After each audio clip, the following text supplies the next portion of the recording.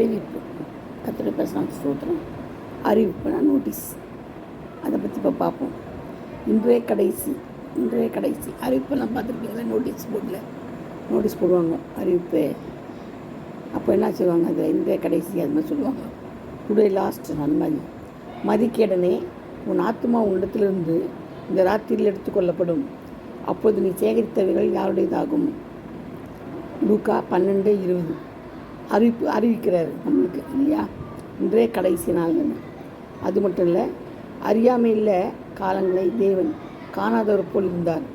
இப்பொழுதோ மனம் திரும்ப வேண்டும் என்று எங்கும் உள்ள மனுஷர் எல்லாருக்கும் கட்டளையிடுகிறார். ஆண்டவர் அவன் காணாதவர் போல இருந்தார்.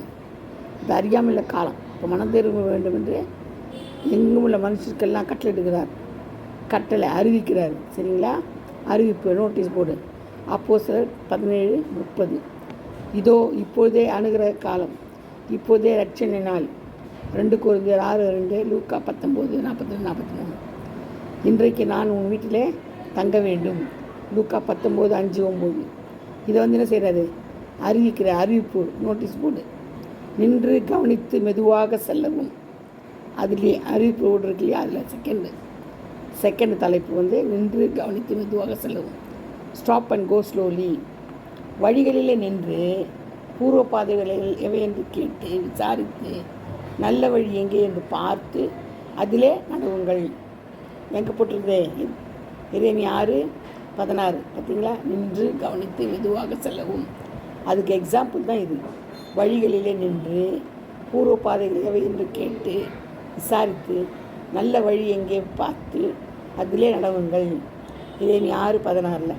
காகங்களை கவனித்து பாருங்கள், ஆகாயத்து பட்சிகளை கவனித்து பாருங்கள், காட்டு புஷ்பங்கள் எப்படி வளர்ந்து கவனித்து பாருங்கள். என்ன செய்யணுமா? நின்று கவனித்து பார்க்கணுமா? மத்திய 6:26-8, லூக்கா 12:24-25. விசுவாசத்தை துவக்குகிறவரும் முடிக்கிறவருமாக இருக்கிற இயேசுவை நோக்கி நமக்கு நியமித்திருக்கிற ஓட்டத்தில் பொறுமையோடையே ஓடக்கணும். இல்லையா? பொறுமையோடு ஓடணுமா? இப்ராஹிம் 12:1, 3:1. பார்த்தீங்களா எப்படி பண்ணணுன்ட்டு? பொறுமையோடு நியமித்து போட்டதில்லை, மெதுவாக பொறுமையோடு ஓடக்கணும். அப்புறமா தொத்து வியாதியஸ்தர் உள்ளே வரக்கூடாது. சில ஹோட்டலெல்லாம் பாருங்களேன், வியாதியஸ்தர் உள்ளே வரக்கூடாது அப்படிலாம் போட்டிருப்பாங்க இல்லையா? அதுக்கு தான் இது 3வது தலைப்பு. Disease carries not allowed. குஷ்டரோகிகள் யாவரையும் சவத்தினால் தீட்டுப்பட்டவர்கள். குஷ்டரோகிகள் யாருன்னா சவத்தினால் தீட்டுப்பட்டவர்கள் யாவரையும் பாளையத்திலிருந்து விலக்கிவிட சிறில் புத்திரருக்கு கட்டளையிடு. என்னாகும் 5:2, லேவியர் 13:44-46. உண்மையே பொய்யாது, உண்மை தானே? குஷ்டரோகிகள் எங்கே வரக்கூடாதான்? ஹோட்டல்லாம் வரக்கூடாது போட்டிருப்பாங்க பாருங்கள். வியாதியஸ்தர் உள்ளே வரக்கூடாது போட்டிருப்பாங்க. அப்போது அதே மாதிரி தான் இங்கே. அதுக்கு எக்ஸாம்பிள் தான் இது. குஷ்டரோகி சவத்தினால் தீட்டுப்பட்டவர்கள் யாவரையும் பாளையத்திலிருந்து விலக்கிவிட வேண்டும், சிறில் புத்திரருக்கு கட்டளை ஆண்டவரே சொல்லியிருக்கிறார். அது மட்டும் இல்லாமல் பரிசுத்தம் இல்லாமல் ஒருவனும் கர்த்தரை தரிசிப்பதில்லையே. எபிரேயர் 12:14, லேவியராகமம் 20:26 சொல்லப்பட்டது. தீட்டுள்ளது அருவருப்பையும் பொய்யையும் நடப்பிக்கிறதுமாகிய ஒன்றும் அதில் பிரவேசிப்பதில்லை. தீட்டுள்ளது அருவருப்பு பொய் இதெல்லாம் எங்கே இருக்குது? நடப்பிக்கிறதுமான ஒன்றும் அதில் என்ன செய்யுது? பிரவேசிக்காது. வெளிப்படுத்தல் 21:27, லேவியராகமம் 21:16-24, மத்திய 25:41 சொல்லப்பட்டிருக்குது. பார்த்தீங்களா? எப்படி கரெக்டு தானே?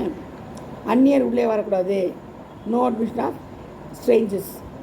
4வது தலைப்பு இது.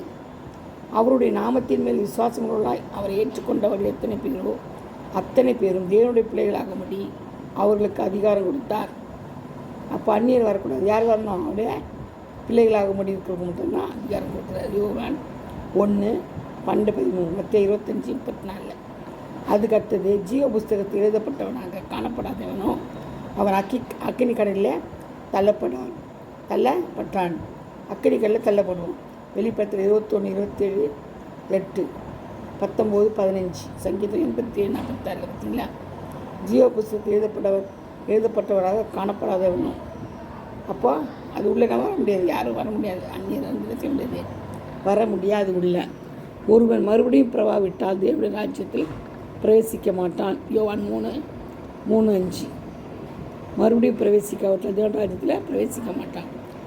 அடுத்தது பாருங்கள், 4வது தலைப்பு. பிரயாணிகள் இளைப்பாறும் இடம் போட்டிருக்கோம் பாருங்கள். நான் இந்த இப்போ பேசஞ்சர்ஸ் ரெஸ்ட் ரூம்னு இருக்கும் இல்லையா, அது பாருங்கள் எப்படின்னு. தேவனுடைய பிள்ளைகளுக்கு இளைப்பாறும் இடம் இனி வருகிறதா இருக்கிறது. ஒருவனாகிலும் கீழ்ப்படியாமையினாலே விழுந்து போகாதபடிக்கு நாம் இந்த இளைப்பாறுதலில் பிரவேசிக்க ஜாக்கிரதையாக இருக்க கடவுள்.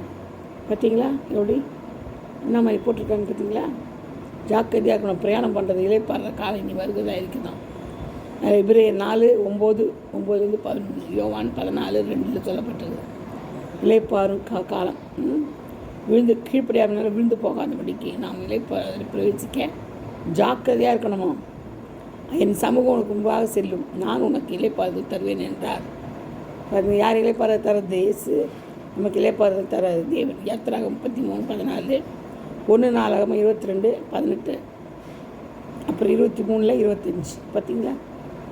என் சமூகம் தான் செல், நான் உனக்கு இளைப்பாறுதல் தருவேன், இளைப்பாறுதல் தருகிறேன். அடுத்தது பாருங்கள், என் நுகத்தை உங்கள் மேல் ஏற்றுக்கொண்டு என்னிடத்தில் கற்றுக்கொள்ளுங்கள், அப்பொழுது உங்கள் ஆத்துமாக்களுக்கு இளைப்பாறுதல் கிடைக்கும்.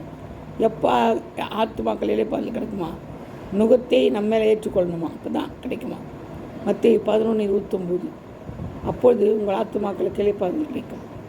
எரேமியா 6:16, ஏசாயா 28:11-12. பார்த்தீங்களா? அருமையான வசனம். பார்த்தீங்களா? இது வந்து இளைப்பாறுதல், பிரயாணிகள் இளைப்பாறும் அறிவிப்பு போடுது. ஒவ்வொருத்தரும் ஒரு அறிவிப்பு போர்டு இருக்கு இல்லையா, அந்த அறிவிப்பு போர்டுக்கு எக்ஸாம்பிள் இது. அடுத்தது, இது ஒரு வழி பாதை, ஒன் வே டிராஃபிக். அவராலே அஞ்சு பேர் ஒருவராலும் ரட்சிப்பு இல்லை.